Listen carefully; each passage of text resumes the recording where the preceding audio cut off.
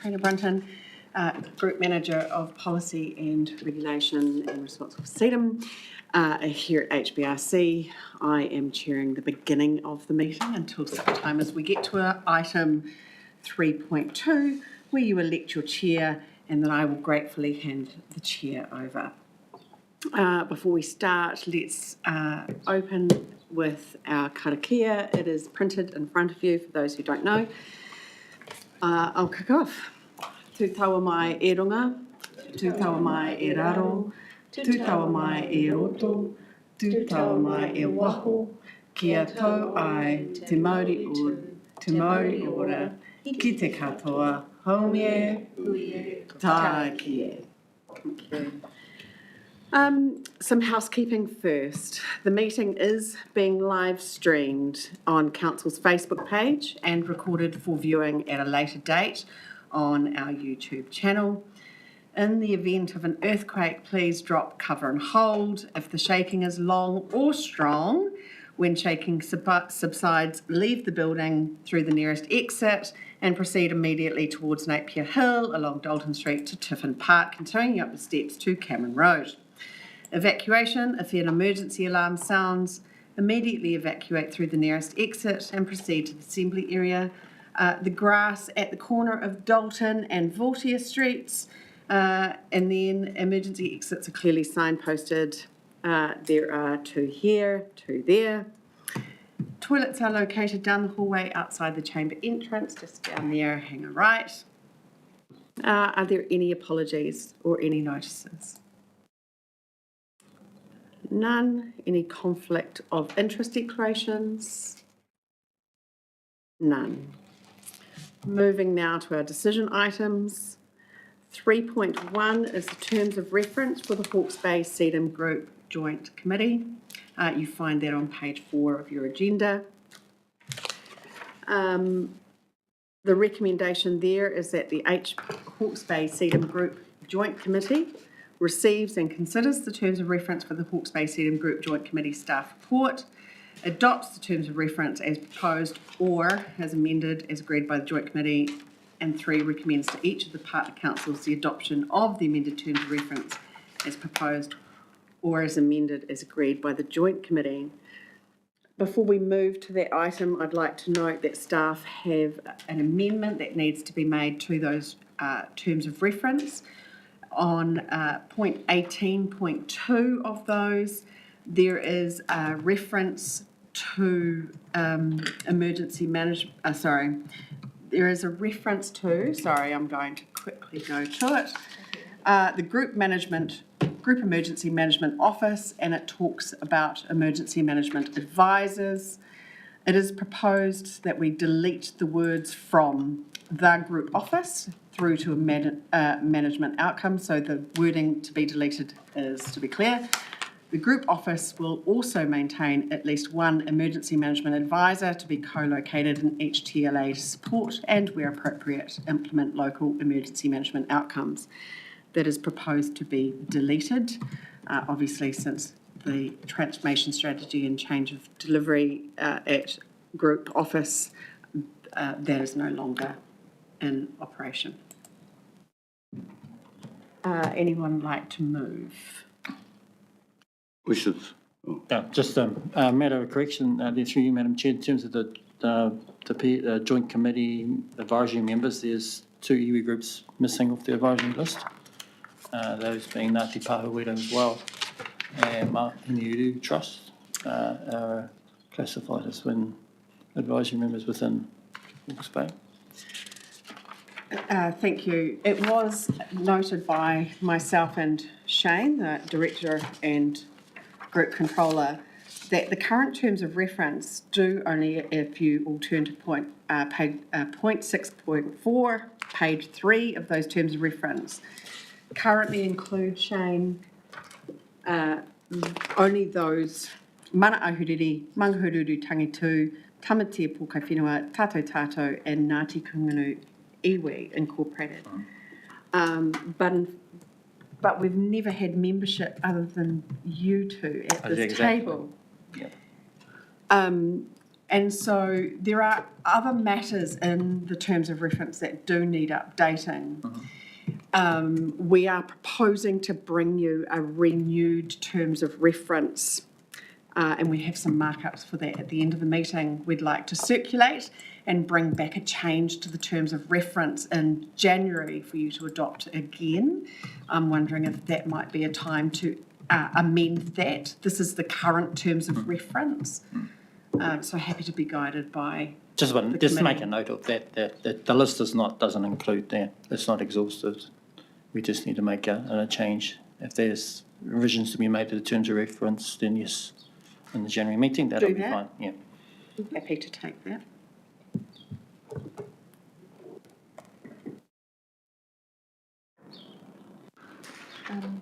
Ms Brunton, back to your deletion of line 18.2. Yes. Just explain a little bit more. Is this because of the new transformation strategy now powers the TAs to employ their own? Is that the... Shane, can I get you to speak to just explain that? Yes, so that was the change that with the new transformation strategy and the service level agreement that each council in future employs their own local emergency management advisor. Whereas when this terms of reference was originally created for the last triennium, that was a different model where the CDEM group employed them on behalf of councils. So there is a change underway at the moment. Thank you. This is that. Yeah, thanks. Just pātai te rōpū nei. Just section 6, membership of the group. Tangata whenua, the groups there are appointed as advisory non-voting members. Kaore te tautoko I tērā. You know, I fervently disagree with that.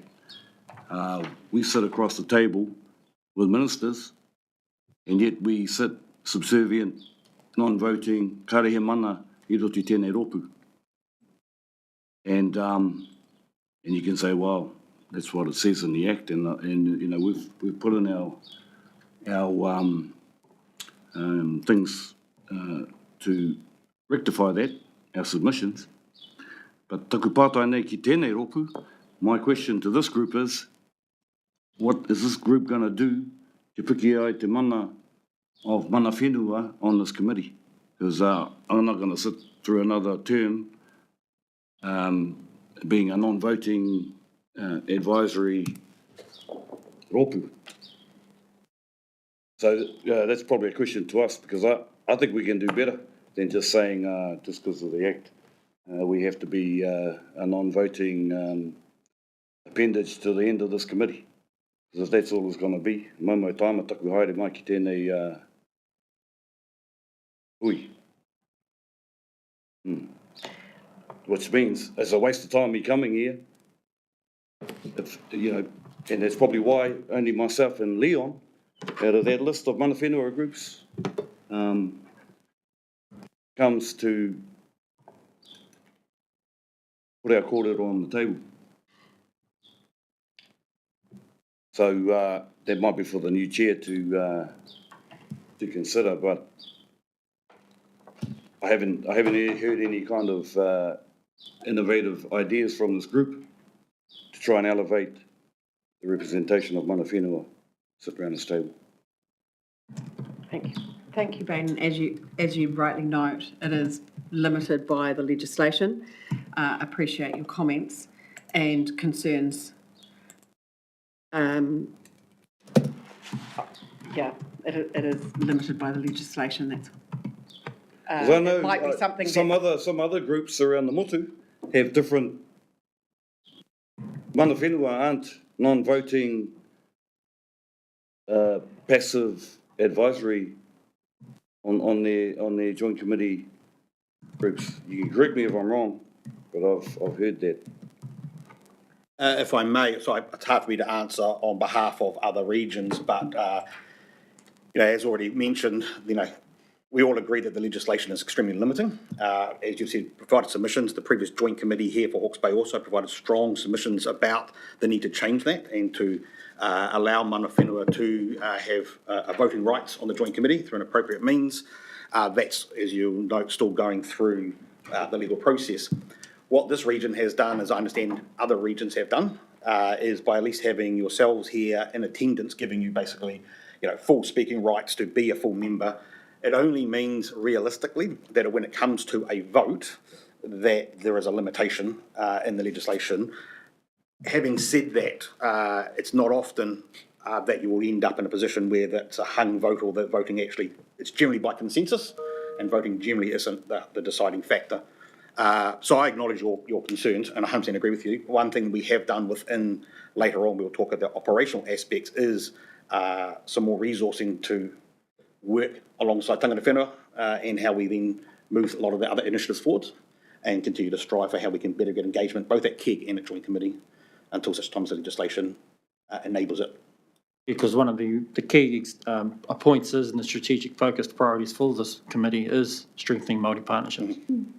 So obviously, how do we plan on doing that, as Baden said, strengthen those partnerships? Is it at governance, operational levels, and how can that give effect to our time coming along to these? Obviously, from the north and Wairoa, it was poignant that we come along, being isolated in the last Cyclone Gabrielle, and to get to know and get to participate in these discussions about how could we help make this system a lot better and strengthen it going forward. So anyway, I just posed that question to this committee. And you mentioned KEG. I don't know who represents mana whenua on KEG. No one. So you can start with that. But, kei te hoha haere mātou, with our, and I hear what you're saying. I mean, you've been around here, the mayors and the chair, they cast the votes. But at the end of the day, te tiriti o Waitangi te mea, e taurite nei te mana o te karauna, me te mana o ngā rangatira. And, that's what we're trying to reaffirm here. Trina? Thank you. Yes. So I guess, Baden, what you want to know, what have we done? Have we actually gone and contacted anybody in the higher above us and say, how do we, that's what I think would be the first thing we should do.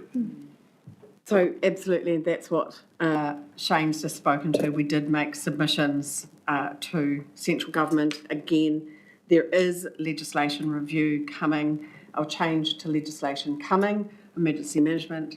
I would recommend to your incoming chair that when that time comes, we make a submission again, noting those points. Can you just note the point that the KEG doesn't have any mana whenua in that operational level, and I think that it's something that's been overlooked. I think, too, there was some discussion, if I remember, a previous joint committee, about getting some legal advice on whether mana whenua could be voting, and whether that's been progressed or anything like that to that effect. So can I, first I think, happy to move, we need to adopt the terms of reference, albeit with recommended changes, and then happy to enter in discussion and take some guidance about staff moving to get some legal advice further. Just before we do the amendment, can I ask the question, when do we actually, I can't remember when we actually accepted that new structure, so. Sorry, the new structure? Yeah, new structure, it says basically we're going to have, extra ones out that will be paid for by and the 20 odd based here. Yep. So that was formally adopted at the Joint Committee in January of this year, I believe, following the review of the transformation strategy. But it hadn't come out by January, had it? So if I may, there are different things. There's the transformation strategy, which originally provided the overall direction of travel. Then later on, the service level agreement was adopted through KEG and Joint Committee, which then set out the expectations, of which then resulted in the staff change. But I'm actually wondering if it's better to bring that up at a later, we've actually got an agenda item. I can't honestly remember doing that because we weren't happy about that overall. So, Your Worship, we do have a presentation to take the Joint Committee through that will preempt the next, the two items of, it'll preempt two of the items on the agenda for 4.1 and 4.2. So before we get to 4.1 and 4.2, I've asked the Director and Controller to give us a presentation and some background. And confirmation of when we accepted that new structure. By the way. So, having received that, are we happy to move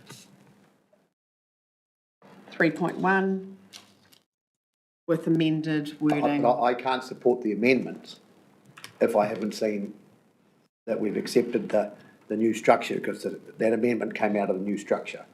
So I would be voting before my eggs hatched. Chair, could I ask the question, the service level agreements, are those individual service level agreements signed with each council? It is a collective service level agreement that was agreed to through the KEG and joint committee process of all members at the time. Okay, so it's been signed by all, that's what Mayor Craig's looking for? Yes, it's been signed by all its CEs. Is that correct? It has been adopted and approved by all of the entities, yeah. Yeah, so am I privy to have a look at that? Because I can't remember doing that, so.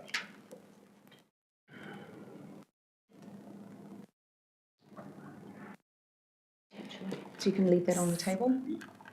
And The terms of reference, yep. and we can appoint a chair, Point, okay, then we can direct that Moved. information to come. yep. Got that, governance? Leaving 3.1 terms of reference on the table. Sorry, but the committee is established with its terms of reference, or it's not established, so we can't actually leave the terms of reference on the table, but what we can do is, Do you want to take a short recess so that Mayor Craig Yes. can see that? Yep. That documentation? so that was, on the 28th of July 2025, the service level agreement was adopted by the group joint committee, and I've got the minutes here in front of me. What was the resolution? Adopts the Hawke's Bay Civil Defence Emergency Management Service Level Agreement as proposed. Yeah, I honestly don't think we thought that covered the new arrangement.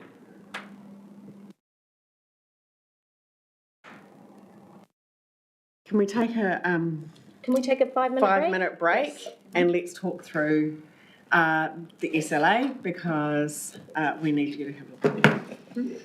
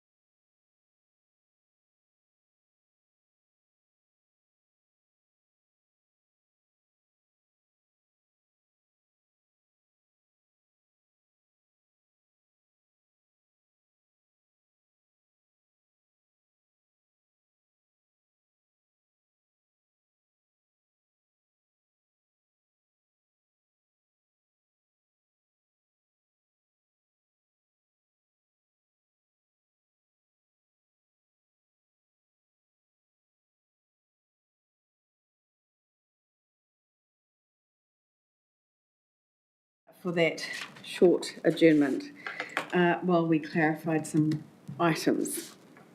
So again, moving item 3.1, terms of reference for the Hawke's Bay CDEM Group Joint Committee. The recommendation being that the Hawke's Bay CDEM Group Joint Committee receives and considers the terms of reference for the HB CDEM Group Joint Committee staff report, adopts the terms of reference as amended, as agreed by the Joint Committee, and 3, recommends to each of the partner councils the adoption of the amended terms of reference as amended, as agreed by the Joint Committee. Is there anyone willing to move that item?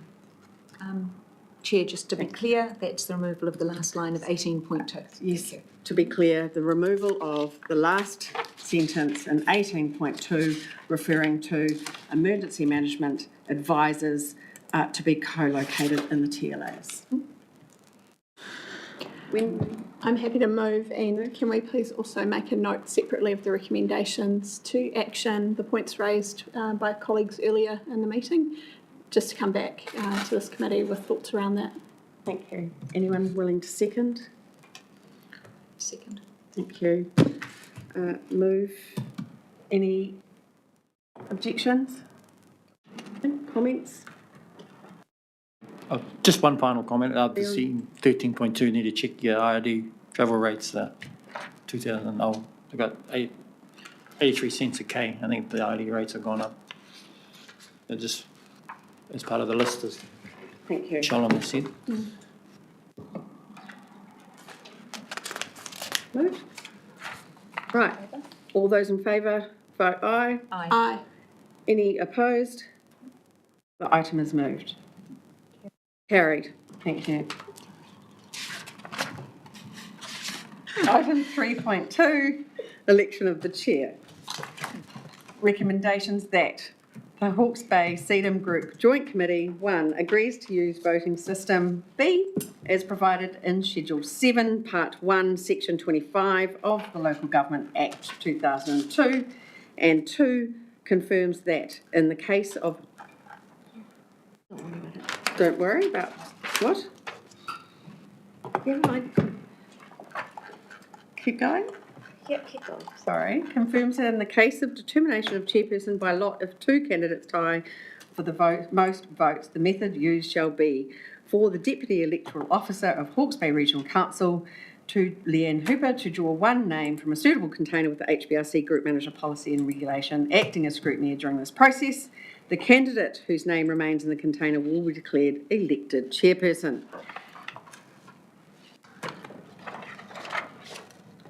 Clear as mud? Right. Are there, Do you want to call for nominations? I now call for nominations. Mayor Little. I'll nominate Sophie Sears. I'll second. Right. Thank you.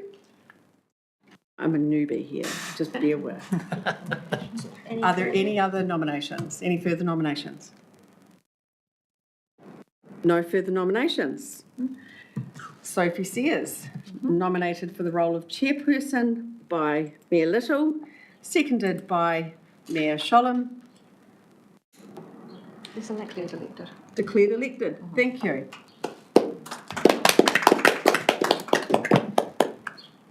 But you can do deputy now as well. Thank you. Yes. Can't wait to get out of here. Of the hot seat. I'm not calling for nominations, please, of deputy chairperson.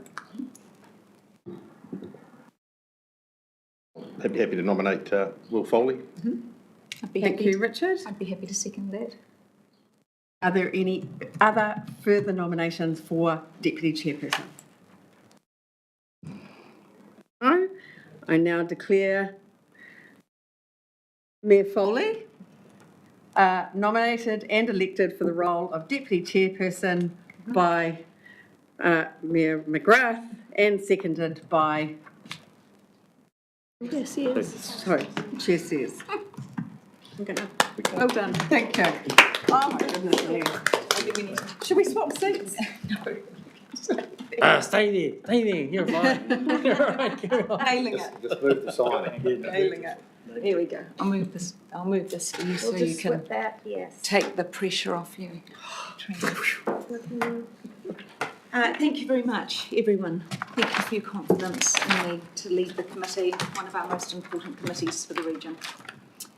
Let's move straight into 4.1 briefing for new CDEM Group Joint Committee members, and this is going to be led by Shane. Does everyone know Shane? Yep. Everybody, maybe a brief introduction, Shane, for those that don't know you. Well, I sought out the presentation. Kia ora koutou. So my name's Shane Briggs. I am the Director for Hawke's Bay Emergency Management. So I basically look after the group office, which I'll explain in a minute. I'm also your appointed primary group controller.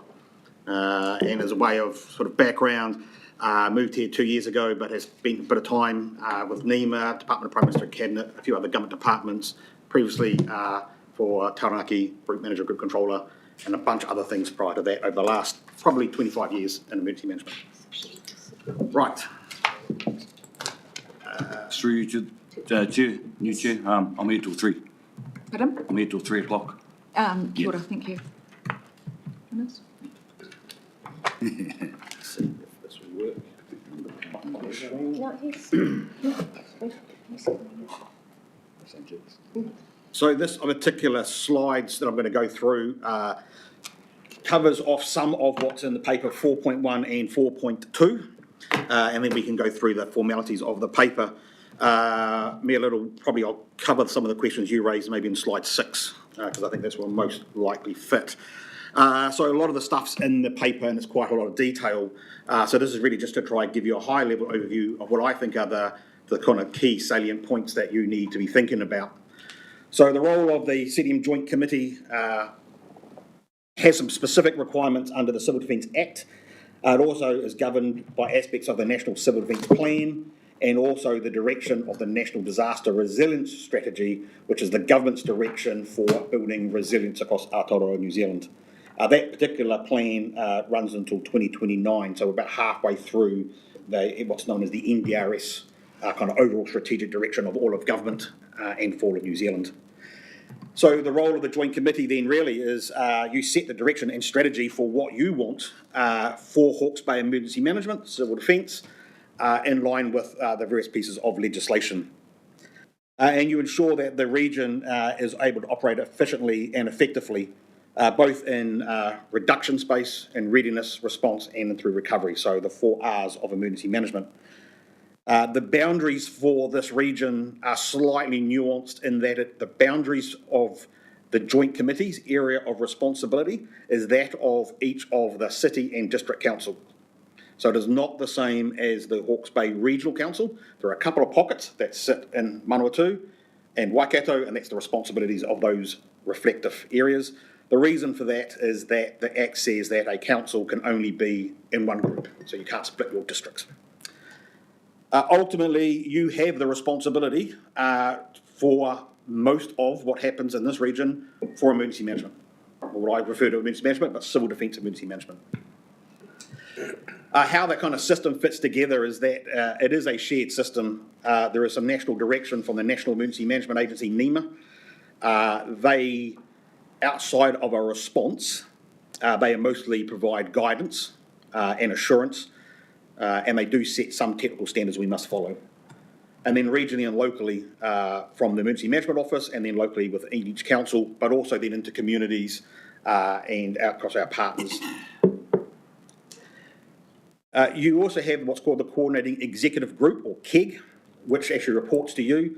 They carry out decisions on your behalf. So as a committee, you will want things to be implemented. This is KEG's responsibility to ensure that happens, provide that technical oversight, and also provide you advice and some direction for you ultimately to make decisions. The Hawke's Bay Emergency Management Office, effectively we work on your behalf. So under the Act, you have lots of things that you need to carry out. As a committee, you're unlikely to do those yourself, so you delegate those out, and you delegate that out through the Emergency Management Office as officers to carry out those actions for you. A couple of the key things is that The shift in this region, but also nationally, is around being communities at the centre of emergency management moving forwards. It means that locally it is best led because you are closest to where your communities are and understand your communities, but then regionally supported. And I'll come to that in a moment. Kind of what's happened since Gabrielle, at a very high level timeline. Whilst the event happened on 14th of February 2003, obviously the response went quite a lot longer, even though the emergency might have been lifted in March, actions carried on. So it wasn't until mid-April or near April before the response ended, and then we went into the long recovery process, which Ross McLeod from the Regional Recovery Agency will talk to later on this meeting. There was government inquiries, or independent inquiries, which I'm sure you're all familiar with. Those ones in green, though, are the ones that are probably most important for you to be aware of. That the independent review was released in 2004. The Joint Committee unanimously agreed to the findings that were in that.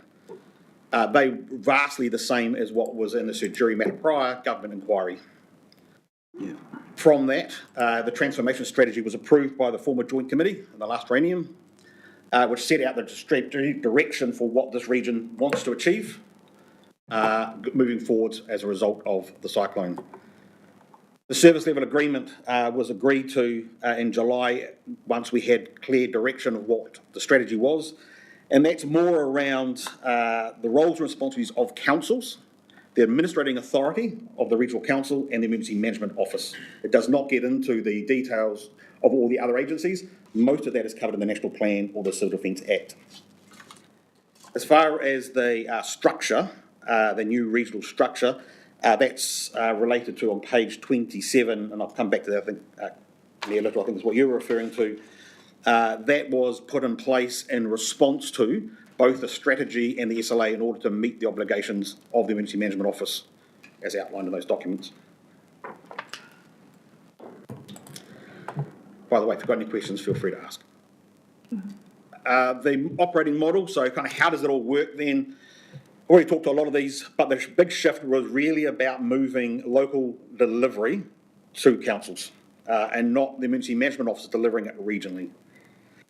And so therefore the Emergency Management Office needs to provide the regional leadership assurance standards, shared capabilities and overarching coordination to ensure that we're most efficient and consistent. One of the things that the National Sir Jury Matter prior report referred to was having strengthening local, but also strengthening regionally, but investing local. And so this model is trying to also achieve that by ensuring we do local delivery, but while we still have a regionally supported arrangements in place.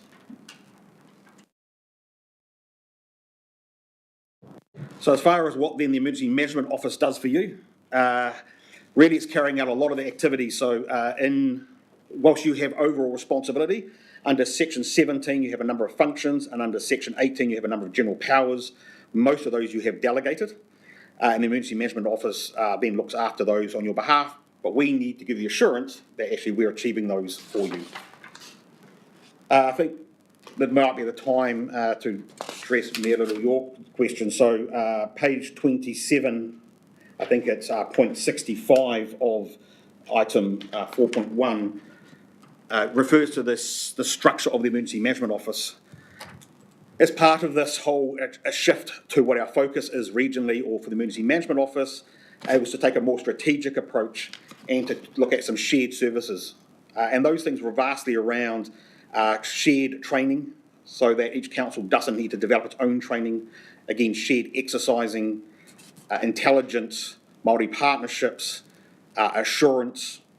And then on top of that, we also have some roles that we need to do to maintain the regional response capability. So locally led, but in a large emergency, we still need to regionally lead. So we still need to maintain that capability. And then there's some other areas just around community resilience. Now that's not about community delivery, that's about providing the strategic frameworks and the standards and the collateral that supports consistency across the region. So effectively we were funded prior to this to 23 FTEs and now it's dropped down to 14 FTEs to reflect the shift in our strategic nature and no longer doing operational delivery. Just a quick question, or do you want to leave it to last? No, I think if you're happy to go now. Yes, Mayor Craig. So with you're saying the intended number will be how many? I think it's 14 is, I think, the current number in the. And then how many will be out in the, So we've gone from 23 funded roles to now we will have 14 roles by the time we finish the recruitment. plus the ones that'll be funded? Plus, yes, we also fund currently 4 councils to employ local emergency management advisors now that we are no longer providing them in the new That'll arrangement. be 4, and they'll probably have to double that and fund themselves. Yes, so this is the concern, well, the point that was raised up by Sir Jeremiah prior, which is we need to invest locally. So I think it's well agreed within this region that we need to invest more. And that investment, we need to invest locally to build capability capacity locally, while the regional capability is probably at a relatively good number to continue to provide support. So that effectively probably bring it up to 22, which is not far from where we were, right, at 14 plus the... Potentially. And I think that reflects the recent events and the work that needs to be done here in Hawke's Bay to get to the standard that everyone wants and deserves. Through you, Madam Chair, and Shane, concerning your structure there, you've got a lot of positions that are vacant. What kind of confidence do you give the committee regarding if there is a natural disaster tomorrow, that you have the capacity and capability to perform your functions and role? Sure, thank you for the question. There is a difference between those who are leading the response in the coordination centre and those who are employed in a business as usual setting. Obviously, there's a huge crossover. We have done a phenomenal amount of work over the last sort of 18 months, 2 years in building both capacity and capability to run the coordination centre and across also EOCs alongside the councils. So I'm confident that we now have more than we did post Gabrielle. In order to run a coordination centre, we have more to do, but they did not rely on those individuals. At any given time, those individuals could be sick on leave, so we always try to have 4 deep for any particular role. So through you, Chair, just wanted to add to that. There are currently a number of vacancies at the moment as we've just gone through our structural reorganisation. So these are largely either roles, or most of the roles are new as a result of that reorganisation. And so we've been out to market and we are commencing in interviews this week. Cool. I might just go back to Craig's question just to clarify. The 23 staff we had, which have been reduced, the rate that's collected through Hawke's Bay Regional Council is currently funding all the CDEM operations, both the group and the payment out to the individual councils of 160,000 for individual councils to resource themselves directly in their own way, correct? That is correct. That's our current structure, just so everyone's clear about that. And just so I'm clear as well, there are some councils that have paid and invested in increasing more than the one that we've funded for. Okay. So some councils have more than that. If they want to, okay. And then Craig, did you have, yes? Sorry, thanks, Sophie. So you talked about, I haven't got a bloody pen to write my questions down, sorry. We're trying to economise and while. So we talk about the local investing locally, but I struggle with that because we're actually only getting 160k invested in Wairoa when we had our civil defence, and both were sort of cut off, and then you're putting 3 million here in the centre. So yeah, I struggle with it. That's all. Thanks. If I may, there's probably 2 parts to that. One, part of that shared kind of capability we provide means that you don't need to, for instance, invest in your own training. So a significant amount of training is done for Wairoa, and Wairoa has had, put a lot of staff onto training courses. That has been done at the cost of that regionally collected rate, not individually. So each council has been charged. So we've lifted the overall regional capability capacity. The exercising was the same. So their investment is still going indirectly to the councils. The other thing is the SLA does talk about the need to review in the long-term plan the amount of that we invest in emergency management. And so it's not to say that we've got the right investment now. The current model is based on the money we currently have. There is a conversation probably for the 27-28 financial year about actually how much do we need to invest to have the system that the committee wants. Last one. Yes, sure. So the question I get asked a lot, and obviously still been here from when I was around last time, is in peace times, how do we keep everyone busy? there is a phenomenal amount to be doing. So if we think about the things about hazard risk planning, so we've got the group plan to do, tsunami plans, flood plans, critical infrastructure failures, so all the planning and the relationship with all the agencies. One thing I refer to emergency management is a complex system of systems. So there's a huge amount of coordination, a lot of documentation to be done. It's around planning, and that planning then informs training, exercising, which obviously will inform the next response. Stuff around the work we've got to do within mana whenua. We're obviously, as already noted, pretty silent on that for the years that have been for various reasons, and we need to do a significant amount of work in not bringing necessarily mana whenua into emergency management, but how can we move towards what mana whenua already do and how we can integrate many of the things to be more efficient. We also do need to maintain, as I said, a coordination centre for responses. So when a regional response happens, you have an EOC, we need to regionally coordinate. And so all of those things around our technology, our systems, we're looking to have a regional digital platform. So those are all the things that we have to maintain plus more in a BAU space to ensure we have reduction, we're ready. The response is a very, very small part of our role. It's actually the smallest part, but the most visible, and then the long-term recovery.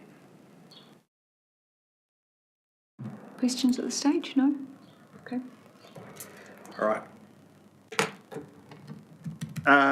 So just a few things. The areas for this region, probably none of this is a surprise for yourselves, but earthquake, tsunami and flooding are all high impact risks for this region and things we can expect to happen. The flooding, of course, with climate change is exacerbating both the likelihood but also the consequences of those events.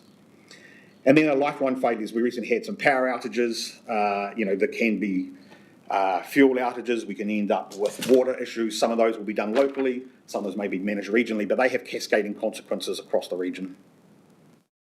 Whilst we don't, as in civil defence emergency management, lead health and biosecurity hazards, they remain hazards for this region and something the Joint Committee should be assured of in due time that we have the capacity to respond to that. So the Joint Committee is actually responsible for all risks and hazards in its region that may result in a state of emergency or significantly contribute to one. So it is not natural hazards, it is much, much broader. And then the hazard work that we've got moving forward, we've got a new role in that space to do with the hazard research, will inform the new group plan, and that will also then help invest or decide where we need to invest in order to build resilience across the region for future. And then the last few slides for you. During an emergency, this is the recommendations that you should provide a visible leadership in the communities. You're the face of the community. You need to support the controller by reinforcing consistent messages. Now that's whether it's a local state of emergency, whether it's managed locally or managed regionally, you need to support whoever that controller is, irrespective to your role. You're also a good source of both information and intelligence, and so you can feed that information back and through the respective coordination centres. You're communicating with communities, you know what's happening, you're a good source of that. But it is the responsibility of the group controller or local controller to carry out the operational decisions and the direct staff and respond to the emergency. You do have powers only in a state of emergency. Under Section 85, as per your agenda item, you have also delegated those to the group controller to act. Otherwise, you would have to convene as a meeting purely to exercise your powers. But whilst you've delegated, you still have those powers. You still could convene and exercise those powers if you so wish. When it comes to a spokesperson, it's normally for a regional event, it will be the chair of the Joint Committee, and where it is locally, it's often the mayor of the impacted area. Is normally who you're a spokesperson, alongside the controller and your emergency service partners and mana whenua. If you need to clear a state of emergency, we will help you with that. We'll also do some further stuff, maybe at a future meeting with you about the process and maybe even exercise what that looks like. But there is a legal test we need to meet. It can only be given by an elected person as far as approving the state of emergency and signing for it. You may have heard recently conversations about whether it needs to be physically signed. The answer is yes. The current legislation, it must be physically signed. There is work underway to change that in the emergency management bill reform. Once you sign that, then a constable, any small member of police, and the controller get a lot of powers in order to carry out an effective response. And then transition to recovery. I might let Ross talk more about this, but at some point we obviously want to get out of response and move into a long-term rehabilitation, recovery, restoration of communities. And there are special powers for that as well. And you're responsible for both appointing group controllers, local controllers, group recovery managers, and local recovery managers. They are your statutory roles, as well as the group welfare manager under the National Plan order. Just on declaring an emergency, or through you, the Chair, would be wise to have your mana whenua iwi leaders with you when you do that. And that says that you've spoken to them, at least. And so, that we go into this together. A good point. And I can expand on that further. When you are being given advice, you'll normally have advice with the controller, mana whenua rep, and probably emergency services rep to explain to you why we need to exercise the powers and what do we actually require, so that you can make an informed decision. Thank you. Good point. The last point then, what to expect this term as a joint committee of the next 3 years. The statutory group plan must be done every 5 years. It will take we can expect to be done the next 24 months, but generally it should take about 18 months. So once we get the new planner on board for the region, we will then start that in earnest. That is a publicly consultable plan. It is a statutory requirement. That will set out the direction for the next 5 years. Should dovetail then with the transformation strategy, the service level agreement, all into now the CDEM group plan.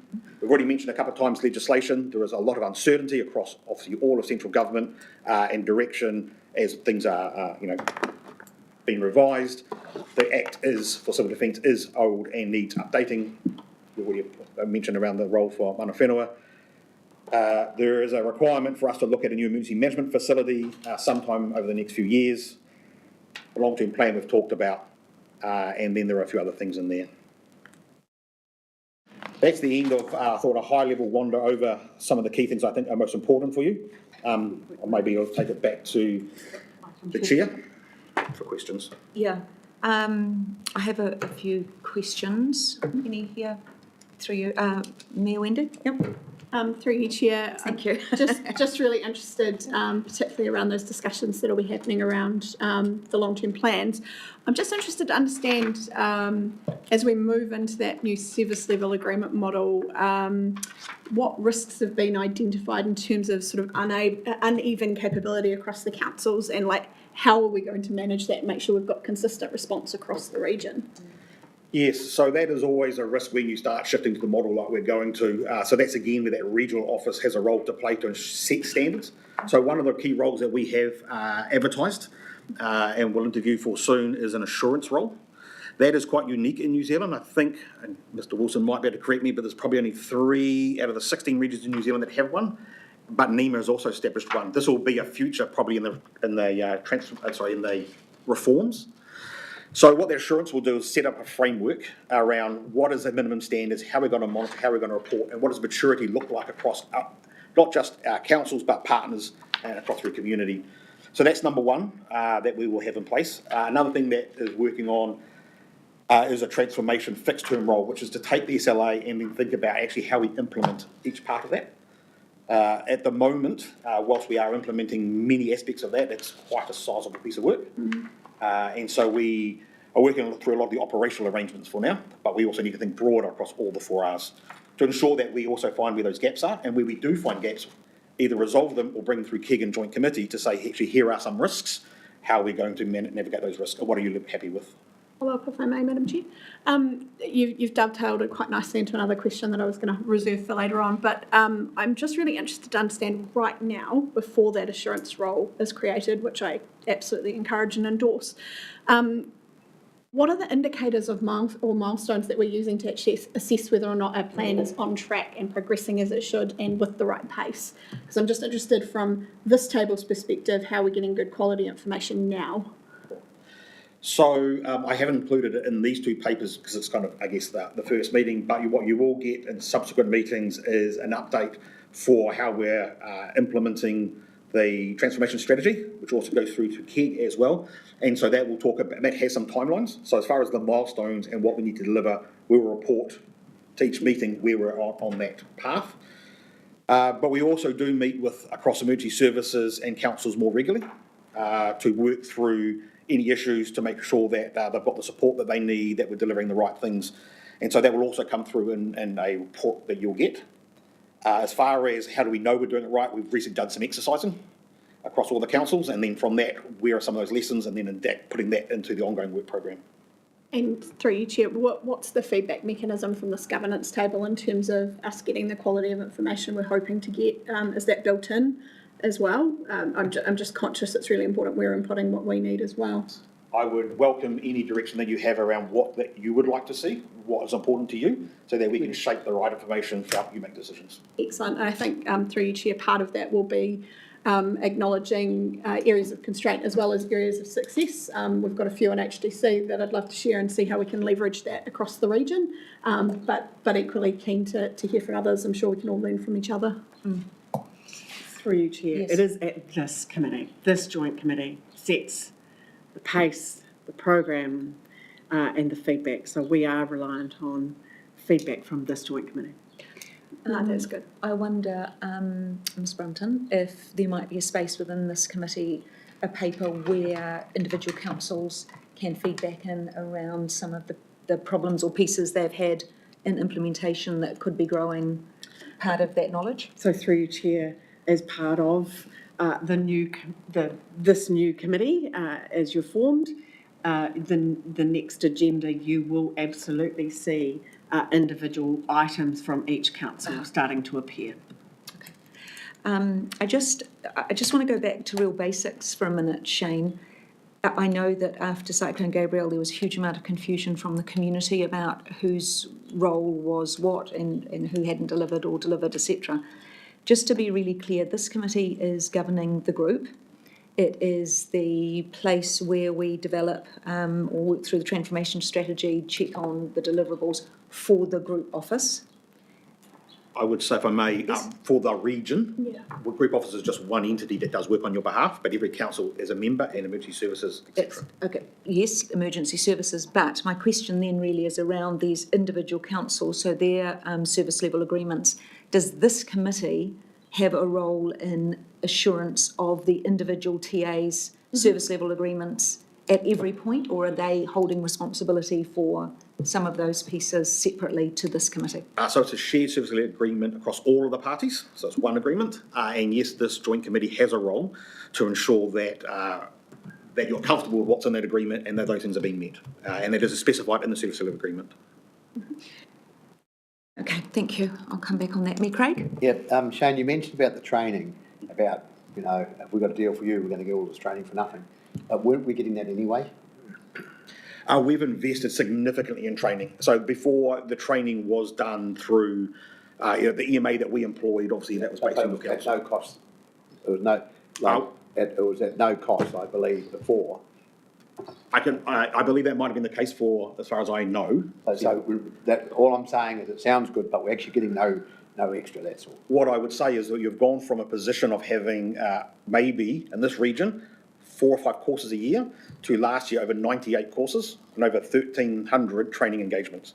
So what you've seen is a significant increase in training, including training that was never offered in this region before, to lift the capabilities. That sounds good, and I'll check that with our controller.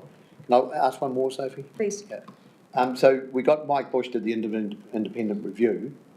So did we go back to Mike Bush once we came up with this wonderful structure and all the things we're doing, which like closing the loop, and say, actually, do you think this is good, or do you think maybe we've gone the wrong way? It'd be really interesting. Sometimes so I know, because I don't want to get interfere with staff and all that, but I want the guy that did the original independent review to say, well, actually, yeah, that looks bloody good, or I think we should have done something like that.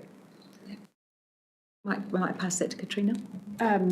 Through you, Chair, no, we didn't. That was set by, and correct me if I'm wrong, the KEG, working through the KEG and then up to the joint committee. as a result of the recommendations that were in the report that were pretty self-clear It and wouldn't be too evident. late to do that though, would it, just to get his, well, he's over to Australia, but I'm sure, I think what Mayor Craig's asking is where was our assurance of the transformation strategy in relationship to the Bush report? We employed, from my understanding, we employed a transformation, transformation lead, who worked with the chief executives, or the KEG, put up a plan that responded to those recommendations, and not only the Mike Bush report, but also the Mataparai report, and that was then adopted by the Joint Committee. The Joint Committee, okay. right, yeah, I think it would be something worth considering, that's all. Through you, Madam Chair, just to reiterate Mayor Craig's little point there about taking the reports of the Mike Bush and Sajiri Matapihi recommendations that came out of both reports, and getting, I guess, a stock taken, where are we with those recommendations? Are they being built in the transformation strategy? Just checking off to make sure that we can communicate out to our public that we are moving forward with changes to civil defence. Because the perception out there is no change. It's just going to be a repeat of last time. So we need to build confidence back in our communities that the changes based on the reports, both independent, nationally and regionally, and we're recommending to implement those changes. And through you, Chair, that's what those assurance reports will bring to you, and we will do that regularly. And I note that the previous CDEM committee here went through that process and adopted that report on the basis, I'm assuming, of good probity checking on the transformation strategy. We can only assume that, so. And can I just, Mayor Sholem? I'll come back. Sorry, I'll if Meg Craig has further. it's just a very quick one. Yep. Because unfortunately, the only real check we'll ever get of what we've done is right is if we get another applicant, and that does worry me. So yeah. It worries all of us. My question's moving on to a slightly separate topic, but still related, is I'm just interested to understand the frequency of these meetings and whether or not they align well with the momentum we're needing to be building in the space, and whether or not we've got adequate oversight. Can someone just fill me in a little bit as to what the plan is? Shane? Yes, so that's a decision that the Joint Committee can make, the frequency. Legally, I think in your terms of reference, I should say, you have to meet twice a year, you meet quarterly. I know there have been conversations in the past about a more frequent, noting also potentially the need to sequence with KEG, but 100% that's a decision for the Joint Committee to decide if they, for a period of time, want to do more frequent, either formal or informal catch-ups. Follow up through you, Chair. How would we go about indicating the frequency? Well, I'm hearing lots of, you'll be directed by us with reports, you'll be directed by frequency. How do we formally feed that into you? Is it now? Is it offline? Is it? I'm seeking guidance. Frequency. Happy to receive guidance. Mayor Wendy, I think because there's a lot of information and still a lot to digest, that we should move through the papers today with some actions at the end, noting mana whenua and legal checking in on legislation. I think we should also note an action to have a discussion as mayors and chairs around frequency, about once we've digested all of this, and then come back through our executive around what we're thinking and how that might fit in with the reporting schedule. I think that's Something a like that? pragmatic way forward. Thank you, Chair. And just noting to that as well, I'd probably like to include in the actions a discussion with the group around the risk assessment we want brought back to us as well, and a few of the specifics, but would need to be informed a little bit by the reporting that officers are intending to bring to us on the regular anyway, so we're not reinventing the wheel, but rather making it more robust. I think the risk assessment could be looked at once we see the first piece of reporting in that new framework. Yep. And at our next meeting, we might wish to add or move up frequency, etc., on certain parts of it. As long as the next meeting's not too far away, yes. Yeah, that's okay. fair.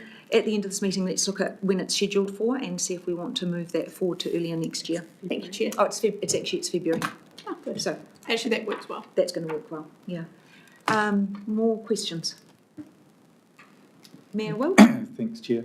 Yeah, is what we're doing unique, as a region, because we had Cyclone, because we've had the reports, this, all this work, this transformation, is it unique or, because I guess what we're getting to is, do we compare ourselves to what other regions are doing, and make sure we're not reinventing the wheel and are being efficient in what we do? So I can answer that. There's two parts to that. One, I'm well connected in with all of the other regions in New Zealand and connected to them. There is only so many ways you can deliver the outcomes of emergency management. What this region has focused on is about moving it to a more localised model and are regionally supported. And there are other regions in New Zealand that do that, and we are connected with. Mr. Wilson here from the National Emergency Management Agency also attends both KEG and Joint Committee and can provide us guidance at any point on, and you can also ask him questions around how we stack up around the rest of the country. I think what is different, though, is the pace at which we're doing it. So the quantum of change that we're making and the pace of which we're making it is probably unique in this region. Rather than necessarily the specifics. We've been tested. Obviously, there's some findings that says we've got a lot of work to do, and we're trying to do that at pace through a lot of change concurrently. I might ask Mr. Wilson just to introduce himself, and you might like to add a comment to that. Morena koutou. I'm Ian Wilson. I'm a regional advisor working for the National Emergency Management Agency. There are 8 of us in the country. I cover Hawke's Bay and Tairāwhiti. In respect to the question, what you're doing is not outside or out of scope of what every other group does. When there's an event, there's always a debrief afterwards, always a development, always a restructure, not always a restructure, but always a review of how it is and how it can be better delivered.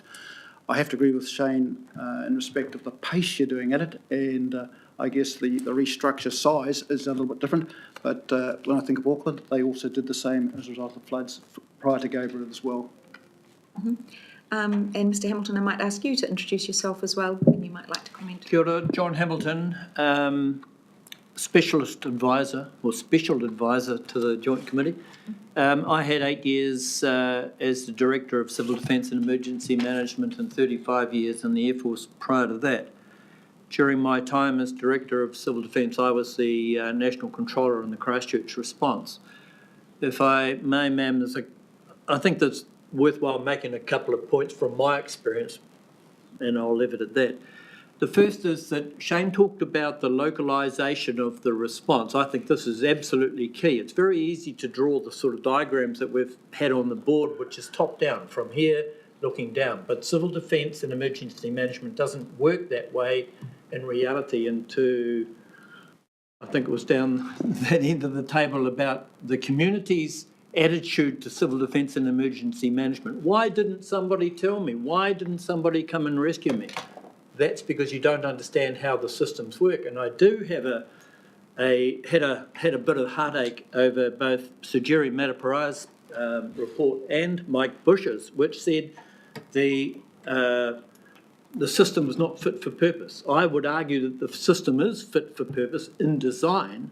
It wasn't allowed to function because we'd forgotten about the localisation of planning and response going up, not going down the other way.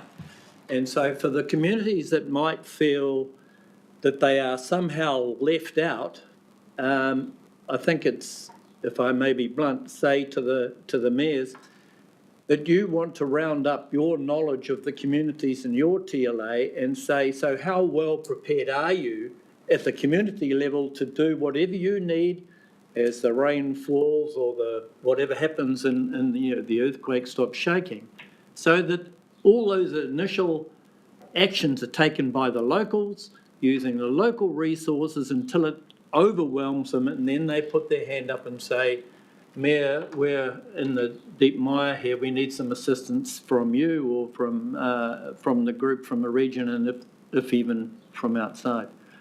And the second one is a hint. The reports after Gabrielle were quite scathing, and probably rightly so, about the delay in making the initial, not the declaration so much, but the issuing of emergency management alerts. You've got to, in my mind, put it in your head up here that it's better that you make those alerts, make those declarations early and say, sorry, I might have overcooked it, than end up the other way around where mayhem's broken out and you have to say, oh, sorry, I should have anticipated that, I'm sorry. That's the wrong way round for me. Make the decisions early. Yeah, they're big decisions, but make them early and say, sorry if I've got it wrong. Thanks, ma'am. Thank you. Mr Hamilton. Any other comments at this point?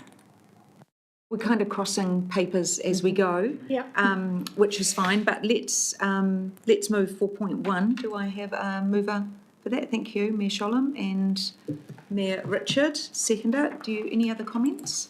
If I may, Chair, sorry, one, just a correction on point 28, page 21. It just mentions that the authority's been delegated under 19.1. That's a typo, was 18.1. That's the only issue. Got that? Thanks. Apologies. Thank you. So have a mover and a seconder. No more comments. All those in favour, please say aye. Aye. Any against? Carried. Thank you. So moving to 4.2, strengthening Hawke's Bay's emergency management system since Cyclone Gabrielle. Shane, are you talking through that as well, or have you really covered all of that through the sides? I think we've already covered it, and I think everything else is in the paper. Just happy to take questions. You've got the paper, so we've got some questions for Shane on that.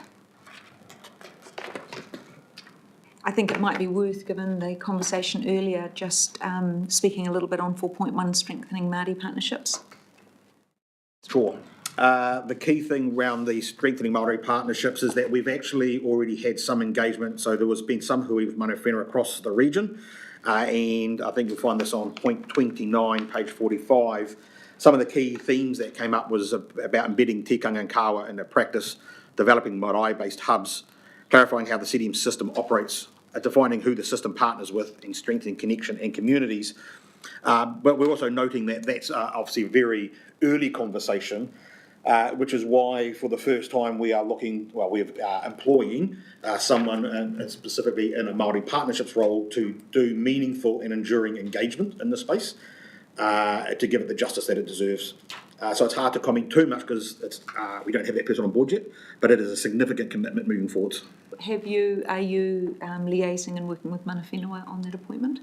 Yes, so the terms of the job description has been drafted. We committed to take it to mana whenua. That's sort of in progress at the moment before we go to market, which is why that role has not gone to market yet.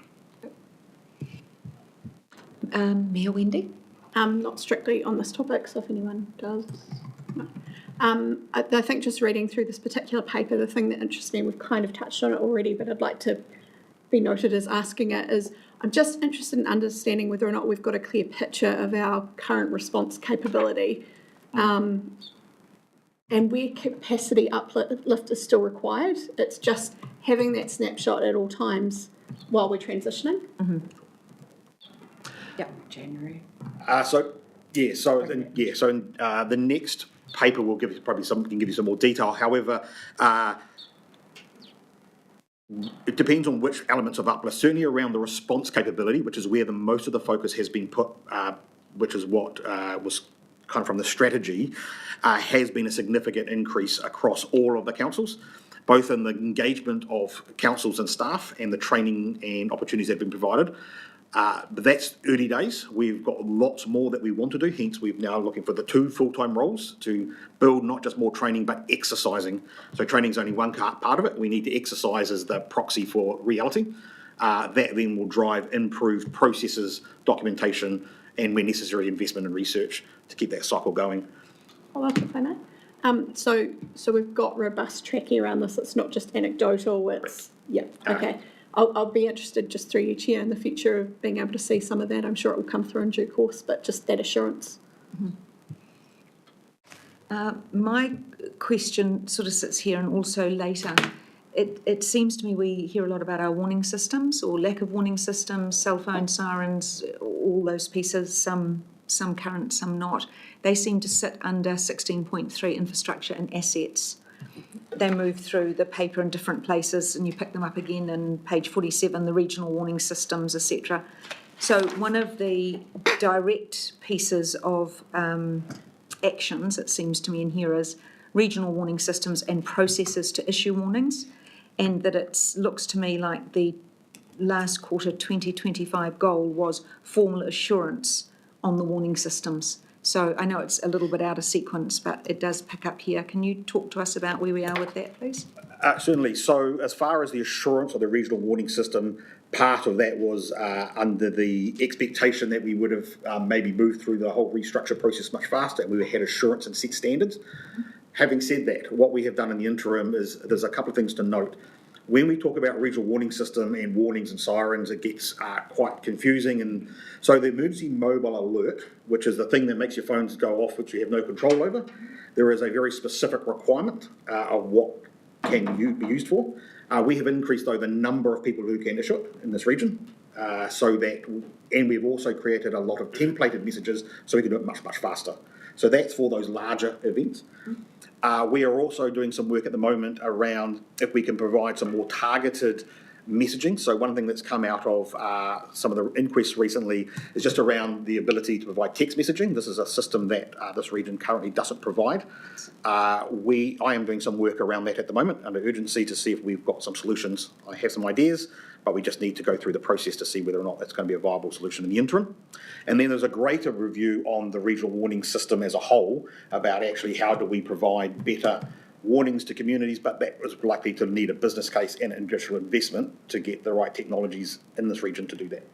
And that will hopefully be done in time for the next financial year, so we can put it in place.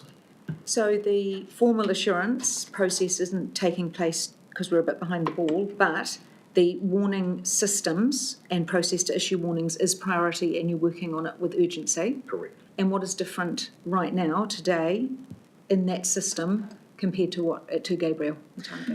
So I want to be careful how I say this too, noting that there's obviously an inquest underway, and so I don't want to say things that have been made publicly, but sure. And it's probably somewhat, so Mr. Hamilton's comment is, there is some conversation around whether or not it was actually a failure of the warning system or whether it was about the timing of the warnings being issued. And so in actual fact, the emergency management alert, mobile alert, so which is the best tool for mass public alerting in New Zealand, what we have done is strengthen our ability to send it quicker and have more resilience in that system, but it is still the appropriate tool. Okay. The other part is a change in our process and training about the issuing of that. That's been done? Yes. We're in that place now. Okay, that's brilliant. Thank you. 6.1, Shane, in terms of the financial budget allocation for the year, have you confidence you have enough funding to cover for the transformational change, or is there any anticipated change? I might I'll pass it over to answer Katrina. that through you, Chair. Ultimately, both independent reports noted that this region is currently not investing enough. And so that's a conversation that each of us need to have with our communities as we go out for our long-term plans. The transformation of the group office has been done within its existing budgets, and we've been creative in how we've done that. So maximising every dollar that we possibly can. So I guess there's a clear expectation that obviously then what we can provide and what we can afford, that we need to clearly communicate that to our communities in terms of... Through you, Chair, absolutely. That will be part of that reporting back to this committee and further strengthened by reporting of each of the TLA's EOCs and their updates to this committee.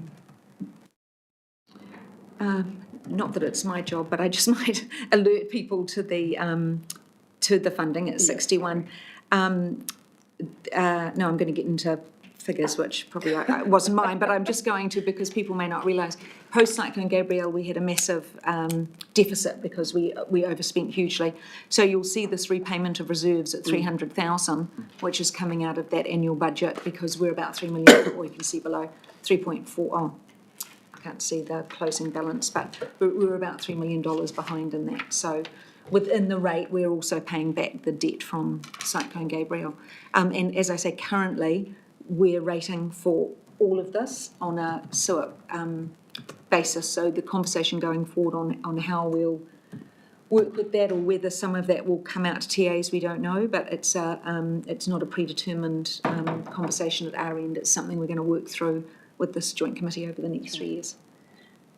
Where additional funding is required pre-LTP, we can choose to delay how quickly we pay back the reserves. Exactly.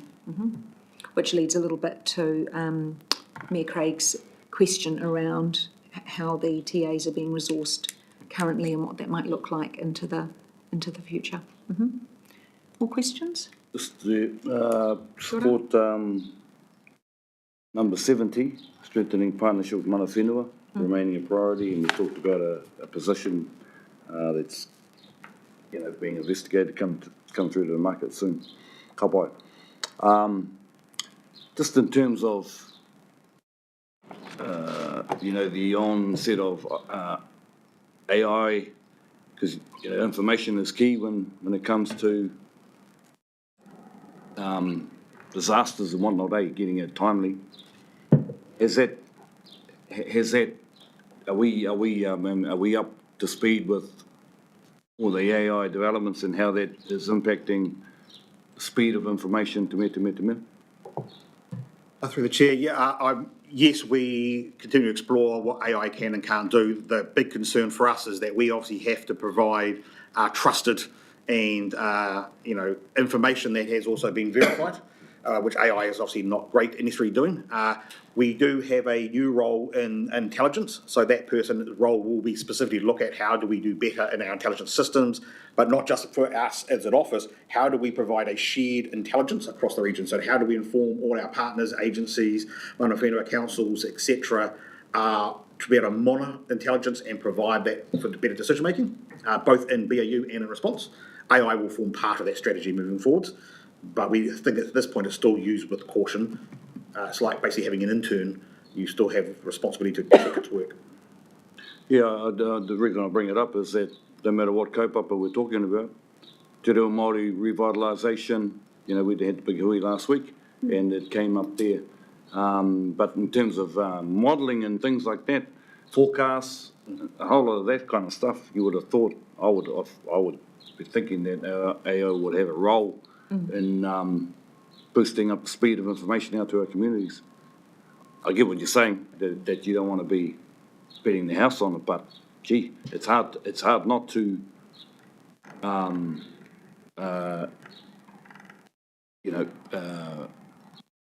we can't miss that. It's everywhere. Hey, and I would have thought, emergency management would be a big part. We could speed up, and you're talking about costs. This is about controlling costs as well. If I may, through the chair, just to reassure you, we do use it. We do have licences for it commercially, and it is something we do use. I was just trying to balance it out, I guess. But I agree with you.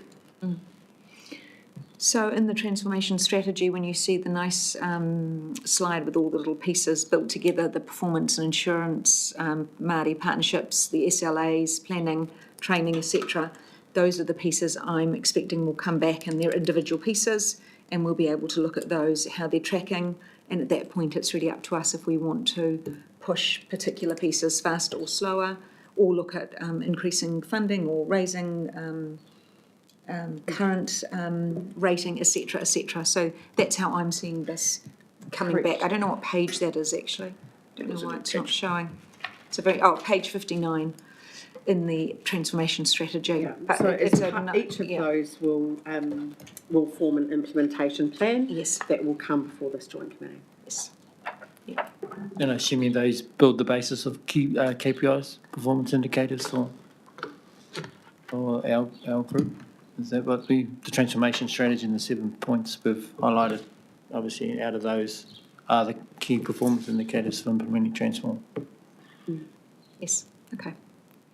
I just think it's worth noting, talking about mana whenua partnerships, the role that Marae played in Cyclone Gabrielle, and really the critical role. We wouldn't have made it through without those hubs. So we know how important those things are. And I've noted, I know you have to go, Baden, but I've noted the action on voting as well.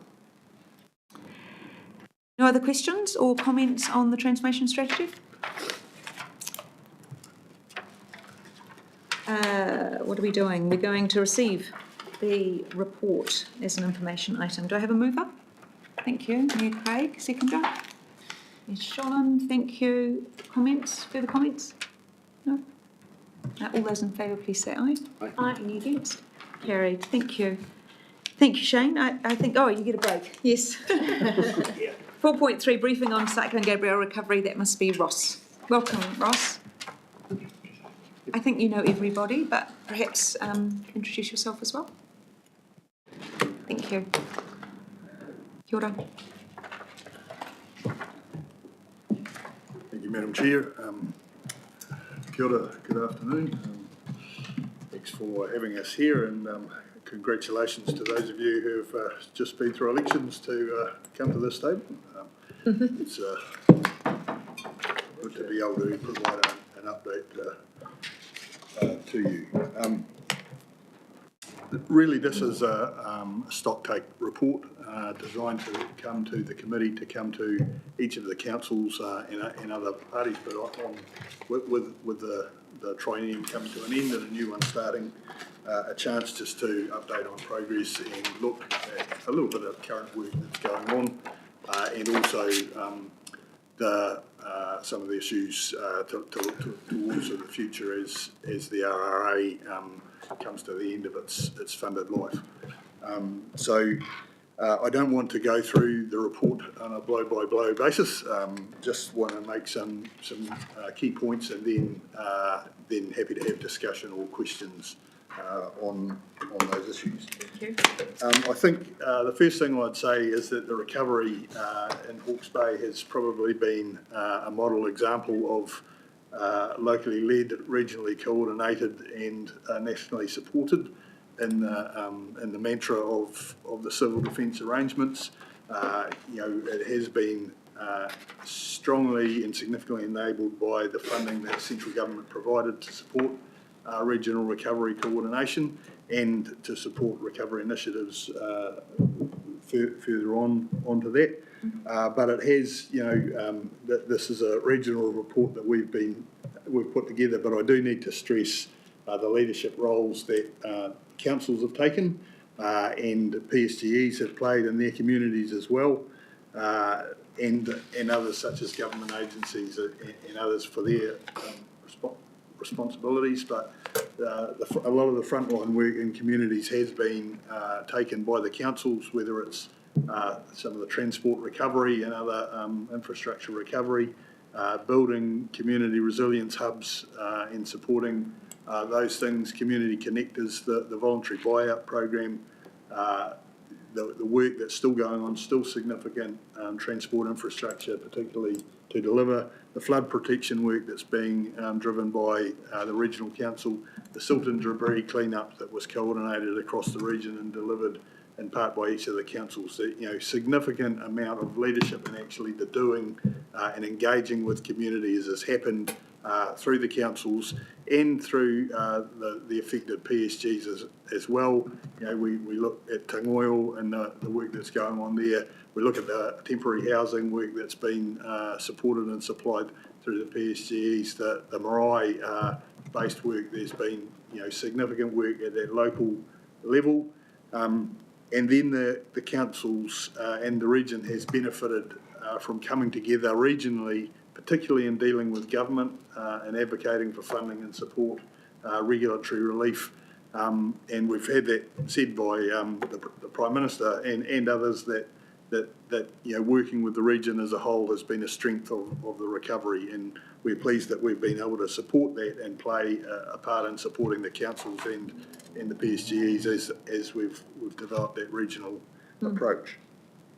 I do want to note the good progress that's being made by the delivery partners, the councils particularly, in delivering recovery programs. We're starting to see big bits of infrastructure opened. We're starting to see dropouts and slips and infrastructure damage repaired and corrected as the teams in each council go about that. Starting to see real progress with the extensions to the flood protection network coming out of the ground and moving from plan to action, and things like the scheme reviews in reimagining rivers or flood protection, things like that, moving into the future. So still significant delivery to come, but I guess a lot of the advocacy and assurance and working with government to get funding and regulatory changes in support of that has been significantly advanced. And I think we're also seeing, you know, some good innovative practice coming out of that delivery. You know, we had the UN disaster resilience group here earlier in the year. They were really fascinated looking at the Taradale stop bank, which was upgraded just in time, but also the rented bridge that Napier and Hastings have put in place to allow the design of the full thing to be decided and put in place over a 5-year period. You know, there's also been interest in, and I was just talking to Matt the other day about that, about Wairoa and the use of the Māori road provisions under Te Turi Whenua Māori Act. You know, a good piece, as Matt pointed out to me, it's not new, but a good piece of using, you know, different pieces of the legislative and architecture. So, and we're trying to put those together in our lessons learned report, not just from our experience, but some of the innovations that are being used. I think I've probably commented enough on the regional level approach. The other thing that we've tried to do there is just get, not only work at that regional basis, but get in behind and support individual organisations as they've needed help with specific projects, whether that's the Central Hawke's Bay drinking water relocation and stop bank, whether it's the Mangahara Tangitu supporting with Tangoio Marae, those local level initiatives as well. It's been a good ability to get in behind and support those people. I think probably that the things I'll comment on, there is still significant recovery to work in the implementation phase, and there's some work going on in issues management and supporting that we're just working through at the moment, where the best place to be might be to support that when the RRA in its current form comes to an end. So we'll have more to say on that and take to Matariki and the councils in this group as that deadline gets nearer. I think just in terms of that, you know, there are some issues that probably aren't quite as far advanced at the moment. We're still looking to engage further with the telecom sector on just where they're getting to with their resilience building program. Probably it's not quite as we're not quite as aware. It's not quite as clear to us as for instance the plans of Transpower with Redcliffe and the work that councils and others are doing on resilience across some of those other infrastructure. So that's one piece of work that's still there. I guess in terms of Shane's work you've looked at in terms of transformation in making sure we've got the capability we need in the CDEM space. I guess the plea would be for recovery not to be forgotten in that, because you know, while there's a need to upgrade recovery, which I mean Response and the rest of the organisation fully support that, there's generally a lot more peacetime readiness and response than there is in recovery, and I guess we've learned, the lessons learned will capture some of that, but just thinking about how you retain some capability in that sphere. So that's probably enough for me as initial comments. I'm very happy to discuss anything in the report or answer any questions. Thank you, Madam Chair. Excellent. Questions? Yes? Your closing comment there, Ross, around making sure that we're prioritising the recovery side of things as well as the response. I'm just interested to understand if there's specific focus that you think we should be looking at there.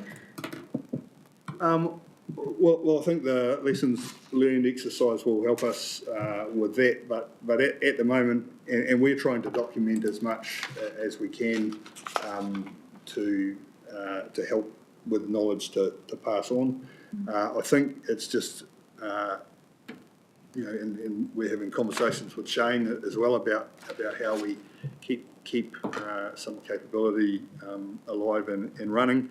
But it's also whether, you know, as you work through with Matariki on your regional structures to support regional activity, whether there's potential in there for contribution as well. Really, I don't have a prescribed approach at the moment, but it is something that we will be looking at through that lessons learned exercise and just highlighting, you know, some of the key to the capability we think has been useful. Through you, Chair, may I make a comment? Please. Ross, I just want to take the opportunity to acknowledge the huge amount of work that RRA has done for the region, the funding unlocked, the hours spent, the lobbying, and the presenting a united front for the region. So just want to take that opportunity to acknowledge that. Thank you. Yes. Thank you very Agreed. much. Sean, but I do need to say it wouldn't have been possible without the councils and Matariki and the PSGs, but the councils, but particularly, you know, we looked a bit silly if everybody had been doing their own thing. So in almost all cases, that hasn't been the case. So it's been, you know, we've been able to do that because of the support from the region. Just like to support Mayor Sholom's comments on the RRA, Ross, and the team that you've led through that particular period. It's an example of how we can work collectively and collaboratively to get things done as a region, bringing together both councils and mana whenua representatives through the Matariki table. So, yeah, well done for the team. And obviously, we're coming close to the end of March when the RRA is anticipated to be closing off its block of work. There is still, as you've highlighted, some work to be continued on. And the good work in rebuilding transport networks and transport connections still need to be done. And the housing space as well is probably the ones where the PSGs are most participating most likely strongly in. But all the good work in the team, passed our appreciation on to all those that have helped us recover through that time.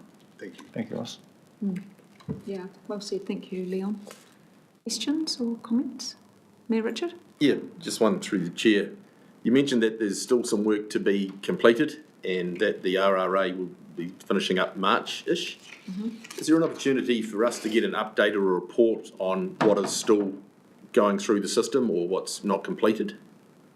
Yes, I've sort of alluded to it, and hopefully you've seen a copy of that. Yep. I've alluded to it, but if we can provide a updated report to that, we'll, you want that to this committee or circulated? Just Probably to the KEG. yeah, To KEG be would be fine. incorporated Yeah. with our, Yeah. We're in the throes of updating what we think will be finished when and what, you know, so yes, we will do that on an ongoing basis. Thank you. Any other questions? 4.3, just receiving this report. To have a mover? I'm happy to move from the chair. Seconder? Thank you. Mayor Will, further comments? Anything from you? No? Further comments?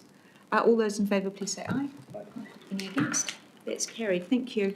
I thought we may get through, but we're going to get past the 2 hours, so we're going to need to stop for 10-15 minutes for everyone. A cup of tea, and then we will come back for the national emergency, the NEMA update, and the public excluded items. So let's be back here by 25 past, please.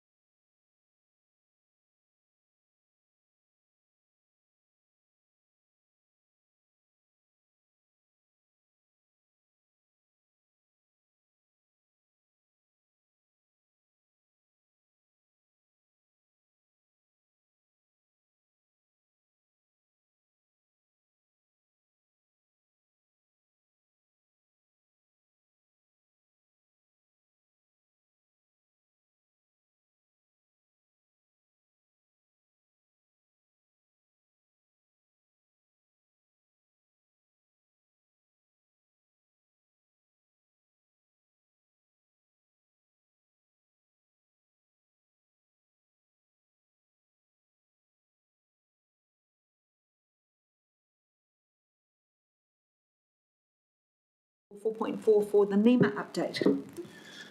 Thank you, Madam Chair. I'll take the report as read. As you'll be aware, there's been a lot of work been done. There's the Sir Jerry Mataparais report, and government accepted the 19 recommendations there.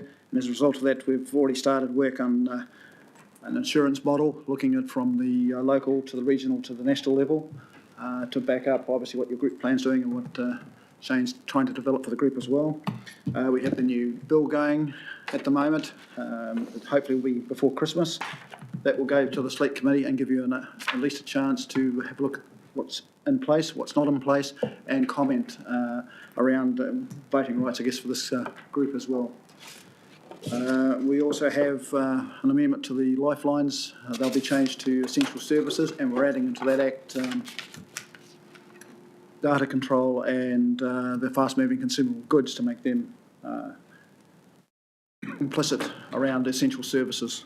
We have also been given the green light at the stage for phase 3 of the emergency systems operation system improvements to start developing and gaining, I guess, evidence and putting together business cases for regional support teams, public readiness, communication methods, and looking at the resilience fund as well. While we have been given the green light to develop those, it doesn't mean to say they'll be approved or there's any funding with them. It's just getting the business cases ready to put to Treasury for consideration. But I'm happy to take any questions. On any of it, but you might be particularly interested on these 3 business cases.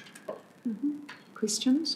Did you want Mr. Wilson just to explain those a little bit more, what we're looking at in those? The regional support teams, public readiness and the resilience fund? So the resilience fund is a fund that we have in respect of about $1 million, and that's actually been in place since 2002. So the $1 million is probably worth 600,000 at the moment. Now the Minister's really keen for groups to look at their own resilience and development, and he would like that fund increased quite substantially. Each year groups put in an application for an amount of that in funding, and they develop on projects that will assist themselves in those areas, develop resilience, develop community readiness, and I guess community preparedness. And when you've only got, say, $600,000 to $800,000, it doesn't go far in the country. So the Minister's really keen to increase that quite substantially. And looking at the public readiness and down to the community level, he's going back to the basics, which you're already doing here, looking at starting from the bottom up and making sure that the public is ready, that you're supported in that development, and that we actually, I guess, operationalise and make your capability to do that as well. In respect of the teams, the regional support teams, we've identified, or Sir Jerry Mataparais identified, that 3 teams of 20 would be based throughout the country, 1 Auckland, 1 Wellington, 1 Christchurch. We're seeking the funding for that to obviously establish those teams. Now those teams will be very similar to our emergency management assistant teams we've got at the moment. I dare say they will slip into abeyance. They will be trained to come along and support you, sit beside your functions, help them obviously respond, fill the gaps that you've got. They won't take over your event, they won't take over your desks, but they'll be a supply that immediately come in and can assist you at any time to obviously respond and do your functions. During Cyclone Gabrielle, there was no regional support teams built into the system, were there? Yes. There were? Yes, and you got the emergency management system. It was out of this place? No, emergency management systems have been, teams have been in place for quite a while, and they actually came to Auckland, Gisborne and Hawke's Bay during that event. At that stage, I think we only had 40, of which probably 25 were capable of being spent at that stage. Okay. We're probably down to about 14 now, hence the need to revitalise that group. Okay, thank you. Questions?